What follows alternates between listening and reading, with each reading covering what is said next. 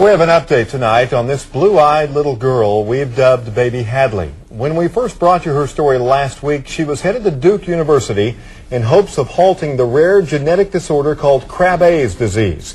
It's taking her skills one by one. At 15 months, she was at the developmental stage of a 2-month-old. Now her parents have learned she's only at 1 month.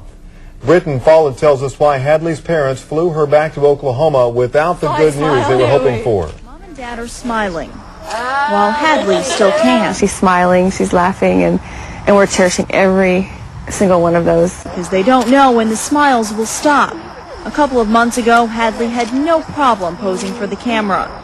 Now she can't even lift her arm. They told us that she was too far progressed into the disease, that if we did decide to go ahead and go through with the transplant, she would be in a vegetative state. So the decision was up to Mom and Dad. That's not who Hadley is, and that's not how we want her to be remembered. The risk was a lot higher than what the reward would have been, and the quality of life is a lot more important than the quantity. It wasn't easy, but Hadley belongs in their arms. It was just like coming up against another wall, and just we were upset pretty bad for that day. We went and ate, and I don't think anybody really ate too much that evening. But now they wait for a miracle. We hope to someday be back on here and saying, watching her run and play in this park. But they may have to settle for a snapshot to capture that lifetime for a little girl who's captured a lot of hearts. Hadley's parents say they're going to make the most of their time with Hadley. She loves bright colors and lots of activity, so they want to take her to an aquarium and to Disney World. She is a beautiful little thing, and the parents seem to be amazingly strong through this. They are. It's been amazing just talking to them about this. Appreciate the story.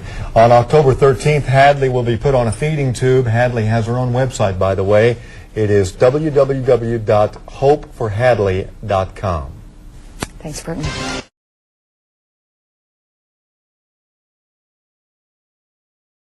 You're watching News 9 at 10.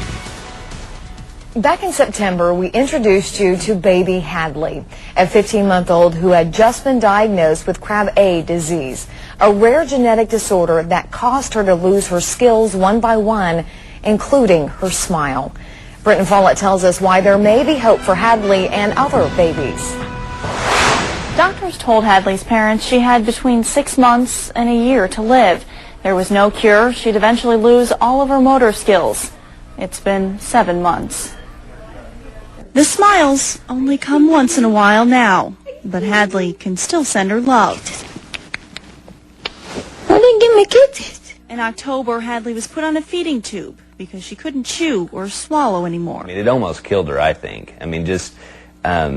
After her head was locked straight back, her eyes were fixed to the ceiling. Rick and I both thought, this is going to be it. She wasn't able to do much at all. She was really struggling to even just exist, basically. So we thought that this was going to be the end of Miss Hadley. Mom and Dad decided to try some new supplements for Hadley, designed to help her cells communicate better. And Hadley started moving again. As you can see, she's trying to sit up right now by herself. That's a good girl. Okay, yeah, see, that was new. She started growing hair, gaining weight, all the things doctors said would stop. We have a long way to go. Yeah, we have a long way, but we've gone up the hill instead of continuing to slide back down it. For the first time in months, she's even sleeping in the room with her name on the wall. We're hoping to call you guys back and say, come look at her, she's walking. In the meantime, they'll settle for the smiles. With the things that she's doing, we're pretty encouraged that her smile will be back.